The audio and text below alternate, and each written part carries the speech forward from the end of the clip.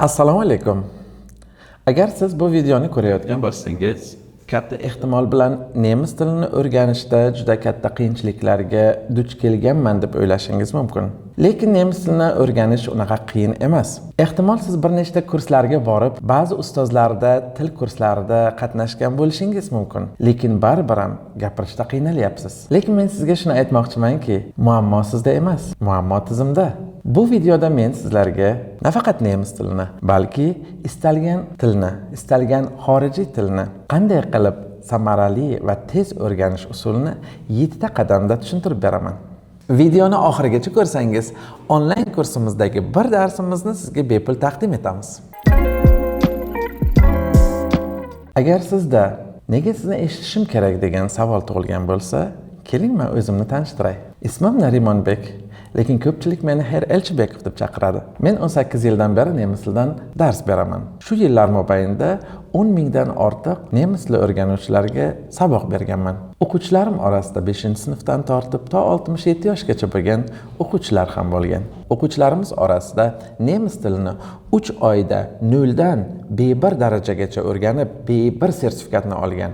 Hatto 4 oyda B2 sertifikatini olgan. Undan tashqari 55 yoshda nemis tilini o'rganib Germaniyaga ketgan o'quvchilarimiz ham bor. Bu natijalarimizning asosiy siri bilasizmi nimada? Biz yaratgan muhit va tizimda.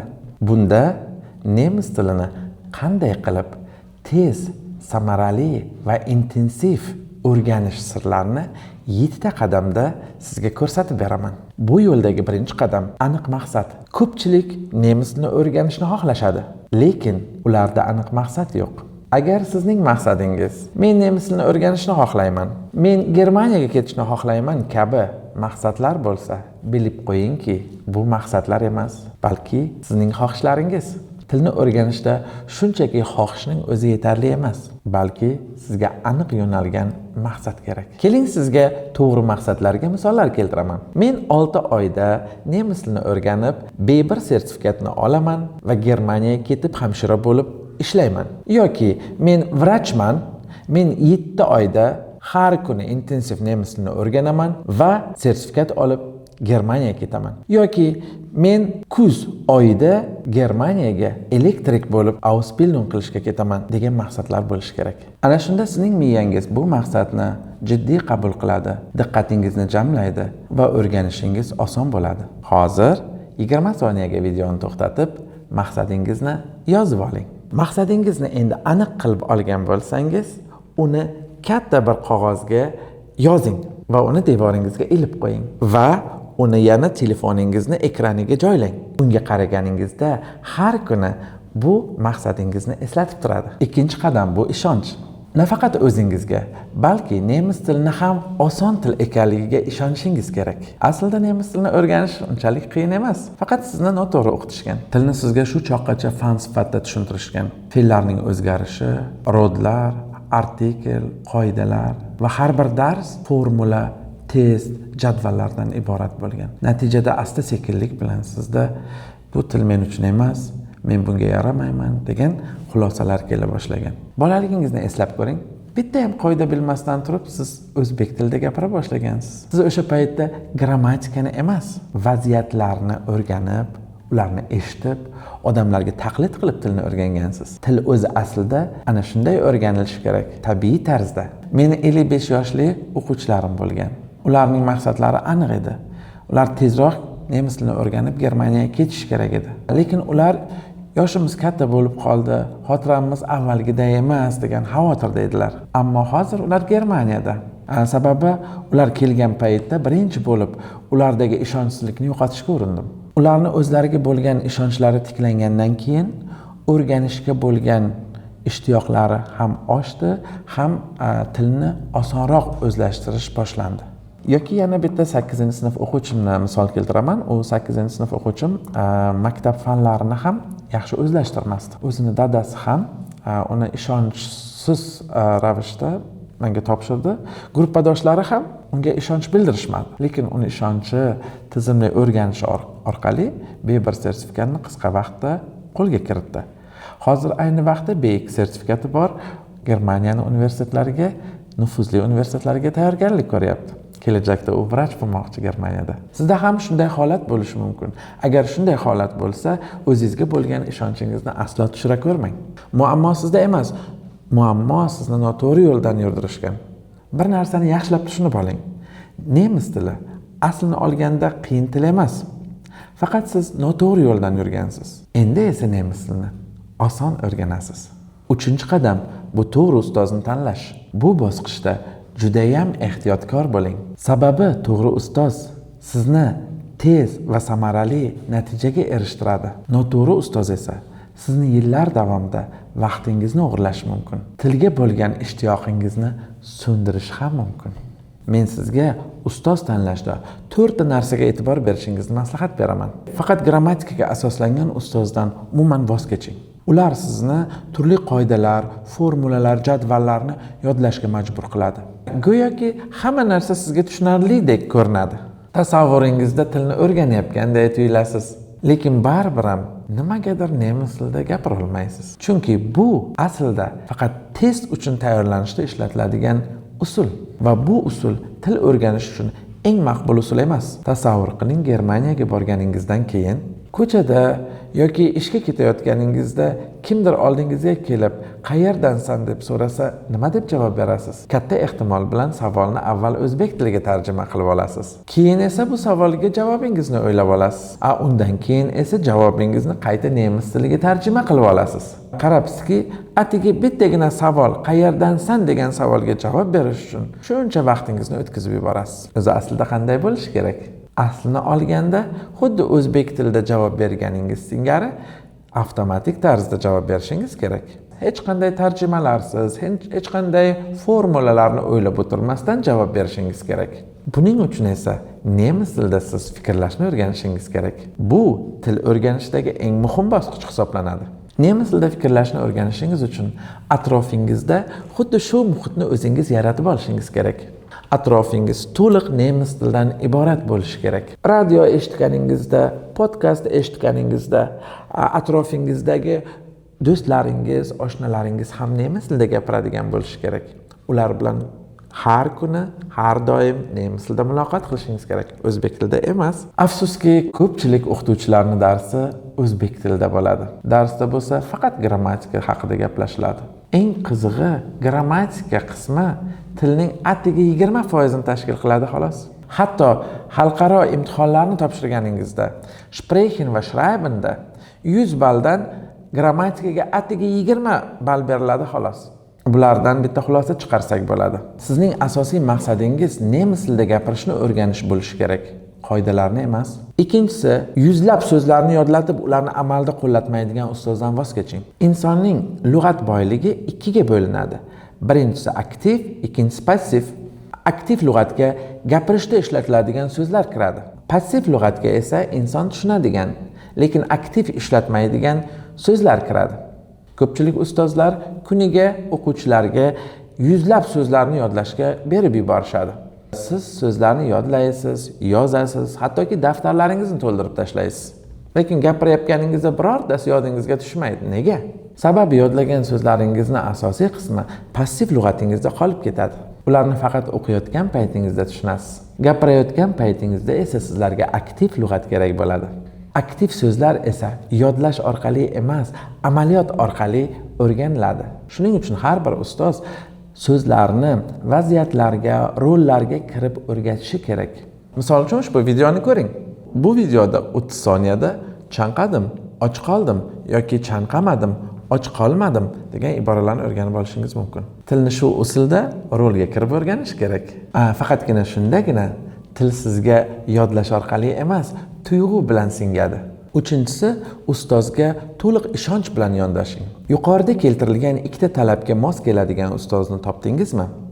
Unday bo'lsa, to'liq bu ustozga ishoning. Shubha bilimning yo'lini to'sadi.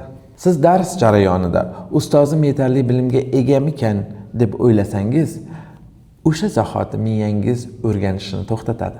Nima uchun bolalar tilni kattalarga qaraganda tezroq o'zlashtiradi? Chunki ularda shubha bo'lmaydi, ustoziga boricha ishonadi. Agar sizga ustoz yoqmasa, uni o'zgartiring. Noto'g'ri poyezda ekanligingizni bilgan zahotingiz eng yaqin bekatda tushib qoling. Shunisi sizga ma'qul. Chunki qancha uzoq kutsangiz, manzilingiz shuncha uzoqlashadi. Lekin o'zingizga yoqqan ustozni topganingiz zahoti 100% unga ishoning va u bilan birga o'rganing. 4-si, boshlang'ich darajani o'rganayotganingizda eng tajribali, eng yaxshi ustozni tanlang. Eng katta qilinadigan xato boshlang'ich darajaga kim bo'lsa ham bo'laveradi deb o'ylash. Talaffuzni birinchi bo'lib qanday o'rgangan bo'lsangiz, shunday talaffuz bir umrga qolib ketishi mumkin. Uni keyinchalik o'zgartirishni aslo imkoni yo'q. Aslida boshlang'ich daraja poydevor. Poydevoringiz qanchalik mustahkam qurilsa, siz keyinchalik 10 qavatli yoki 20 qavatli bino qursangiz ham chidab beradi. Shu sababli biz o'z darslarimizda bu narsaga qattiq e'tibor beramiz. Shunday ekan, ustoz tanlayotganda bir narsani yodda tuting. Sizga dars o'tadigan emas, sizni gapirtiradigan ustozga murojaat qiling. Chunki tilni o'rganish nazariya emas, bu amaliyot. To'g'ri ustoz sizni Germaniyaga olib boradigan eng yaqin yo'l. 4-qadam, til o'rganish jarayonida intizomli bo'ling. Til o'rganishni boshlaganingizdan so'ng sizni manzilga tez olib boradigan narsa bu disiplina. Ko'plab odamlarning eng katta xatosi haftada 3 kun, atigi 2 soatdan til o'rganishga borishlari. Aslida siz til o'rganayotgan vaqtingizda, boya aytganimdek, til muhitiga tushishingiz shart. Buning uchun esa siz har kuni imkon qadar bu til bilan shug'ullanishingiz shart. Har kuni ko'p emas, 20-30 daqiqa bo'lsa ham til uchun vaqt ajrating. Til o'rganishni boshlashingiz bilan barcha ko'nikmalarni teng rivojlantiring. Hören, lesen, schreiben, sprechen hammasi bilan shug'ullaning. Oldin ko'proq so'z o'rganay, keyin sprechen qilaman yoki gapiraman yoki avval grammatikani to'liq o'rganib olay, keyin schreiben qilaman, yozaman deb o'ylamang. Hammasini birinchi kundanoq teng olib boring. Intizomli bo'lish uchun atrofingizda tizim yarating. Til o'rganish jarayoni bitta o'zingiz bilan bog'liq bo'lib qolmasligi kerak. O'rtoqlaringiz bilan birga o'rganing. Bir-biringizni bu jarayonda nazorat qiling. Birgalikda dars qiling. Til o'rganish jarayonida sizga hamroh bo'lsa, partner bo'lsa, juda ham til o'rganishingiz oson bo'ladi. Keling, endi 5-qadamga o'tamiz. O'zingizga tabiiy yo'l bilan o'rganishga ruxsat bering. Sizga savol, nemis tilini eng tez kim o'rganadi? Agar siz bolalar deb javob bergan bo'lsangiz, javobingiz to'g'ri. Ular na qoida biladi, na grammatikani biladi, na formulalarni biladi. Lekin ular juda tez gapirishni o'rganishadi. Chunki ular tilni o'qib emas, eshitib, taqlid qilib o'rganishadi. E'tibor berib qarang. Bola nima qiladi? Avval eshitadi, keyin vaziyatga taqlid qiladi va keyin gapiradi. U hech qachon bu gap qaysi zamonda deb o'ylamaydi ham, so'ramaydi ham. U shunchaki gapiradi. Til o'rganishning eng to'g'ri mexanizmi ham aynan shu. Biz kattalar nima qilamiz? Avval qoida yozamiz, keyin formulaga solamiz, keyin jadval tuzamiz, keyin uni tarjima qilamiz, miyamizda o'ylaymiz. Natijada miyamiz 2 barobar ko'p ishlaydi va miyamizni zo'riqtirib qo'yamiz. Shuning uchun ham til bizga qiyin tuyuladi. Yana bir marta aytaman, aslida til qiyin emas. Biz uni faqat noto'g'ri yo'ldan o'rganib kelganmiz, xolos. Esingizdami men 2-qadamda aytganlarim? Siz bolaligingizda bitta ham qoida o'rganmasdan tilni o'rgangansiz. Eslang, o'shanda sizga kim grammatikani o'rgatgan? Kim sizga tarjima qilib bergan? Hech kim. Siz shunchaki eshitgansiz, taqlid qilgansiz va o'rgangansiz. Nemis tilini ham shunday yo'l bilan o'rganishingiz kerak. Endi sizga eng muhim qoidani aytaman. Til fan emas. Til bu ko'nikma. Buni yaxshilab esda saqlang. Til o'rganish xuddi suzish yoki mashina haydashday gap. Siz suzishni kitob o'qib o'rgana olmaysiz. Mashinani haydamasdan o'rgana olmaysiz. Til ham xuddi shunaqa. Tilni gapirib, xato qilib o'rganasiz. Shu sababli biz ham darslarimizni shu tizimda qurganmiz. Til o'rganuvchi imkon qadar dars jarayonida ko'proq gapirsin. Grammatika yordamchi vosita bo'lsin xolos. Asos bo'lsa gapirish, sprechen bo'lsin. Bizda esa o'quvchilar birinchi darsdanoq nemis tilida ich heiße, ich komme, guten Tag deb nemis tilida gapirishni boshlashadi. Ular birinchi darsdanoq gapirayotgan insondek o'zlarini his qila boshlashadi. Shu hissiyot eng muhim narsa. Chunki odam gapirayotganda qo'rquv yo'qoladi. Yana bitta muhim narsaga e'tibor qaratamiz. Nemis tilini siz o'zbek tiliga tarjima qilib emas, nemis tilida fikrlab o'rganishingiz kerak. Agar siz har bir gapni, har bir so'zni o'zbekchaga tarjima qilaversangiz, keyin nemischaga o'girayotgan bo'lsangiz, siz hech qachon tez va erkin gapira olmaysiz. Men shunaqa o'quvchini eslayman. Grammatikasi juda ham zo'r. Testlardan yuqori ball olardi, lekin hech qachon gapira olmagan. Keyin men uni 3 oy davomida gapirishga taqlid qilishga undadim. 3 oyda u gapira boshladi. Keling 5-qadamni asosiy xulosalariga to'xtalamiz. Tilni o'qimang, til bilan yashang. Eshiting, gapiring va xato ham qiling. O'zingizga xato qilishga ruxsat bering. Til xatolarsiz o'rganilmaydi. Xato qilayotgan bo'lsangiz, siz to'g'ri yo'ldasiz va bu yo'l sizni tez orada erkin nemis tilida gapira oladigan insonlar orasiga qo'shadi. Endi siz bilan 6-qadamga keldik. Bu yerda sizga bitta formulani o'rgatmoqchiman. Yodda tuting. Ko'p eshitsangiz, yaxshi gapirasiz. Ko'p o'qisangiz, yaxshi yozasiz. Bu degani, siz qancha nemis tilidagi podkastlarni ko'p eshitsangiz, yaxshi gapirasiz. Qancha nemis tilidagi tekstlarni ko'p o'qisangiz, shuncha yaxshi yozasiz degani. Kuniga kamida 10-15 daqiqa podkast eshiting. Bitta oddiy dialogni tanlab oling va bu matnni qayta va qayta eshiting. Har xil 10 ta audio matnni eshitgandan ko'ra bitta audio matnni 10 marta eshitishingiz foydaliroq.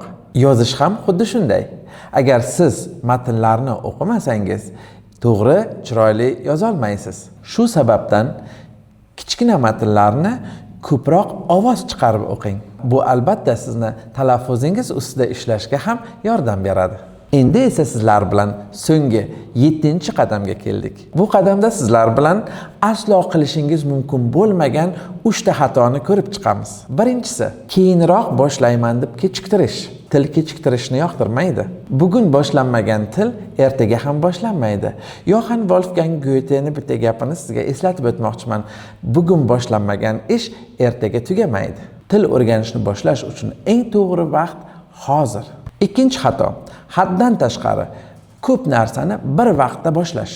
Ko'pchilik til o'rganuvchilar bir vaqtni o'zida ko'pgina ustozlardan va ko'pgina kitoblardan bir vaqtda o'rganishga harakat qilishadi. Bu sizning ikkinchi xatoyingiz. Bu sizni chalkashtirib yuboradi. Shu sababli bitta ustozni va bitta kitobni tanlang-da, shuni oxiriga yetkazing. Uchinchi xato, natijani juda ham tez kutish. Til bir haftada o'rganiladigan narsa emas. Lekin tartib bilan to'g'ri yo'ldan yursangiz, bir oyda sezilarli natijani ko'rasiz. Sabrsiz odam yo'lda to'xtab qoladi. Sabrli odam esa o'z manziliga yetadi. Bugun siz bilan birgalikda nemis tilini tez va samarali o'rganishni 7 ta qadamini ko'rib chiqdik. Keling qisqacha eslab o'tamiz.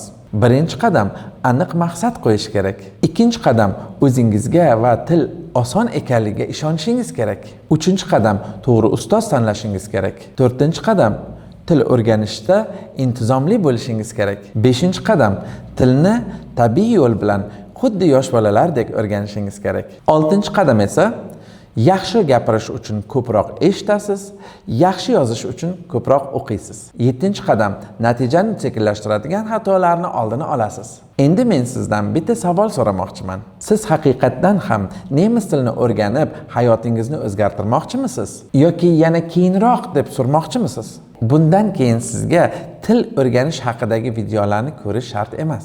Hozir esa siz to'g'ri muhitga tushishingiz kerak. Biz aynan shu muhitni o'zimizning onlayn darslarimizda yaratganmiz. Agar siz nemis tilini noldan boshlab erkin gapirishgacha to'g'ri tizim asosida intizom bilan va haqiqiy natija uchun o'rganmoqchi bo'lsangiz, mening onlayn darslarim aynan siz uchun. Bu kurs 18 yillik ustozlik tajribam asosida tuzilgan. Kurs real muloqot jarayoniga asoslanib, sizning shprexingizni o'stirish uchun mo'ljallangan. Kurslarimiz turli xil mashqlar va video darsliklar orqali boyitilgan. Eng muhimi bizda kursdagi asosiy maqsad natija. Bu yerda siz shunchaki qoida yodlamaysiz. Siz nemis tilida fikrlashni va gapirishni o'rganasiz. Kursga yozilish uchun video ostidagi formani to'ldirsangiz kifoya. Formani to'ldirganingizdan so'ng sizga va'da qilingan sovg'a taqdim etiladi. Agar siz bugun qaror qilsangiz, 6 oydan so'ng nemis tilida gapiradigan odamga aylanasiz. Agar siz til o'rganishni kechiktirsangiz, 6 oydan keyin ham o'z joyingizda qotib qolaverasiz. Tanlov albatta sizniki. Men sizlarni onlayn darslarimda kutaman.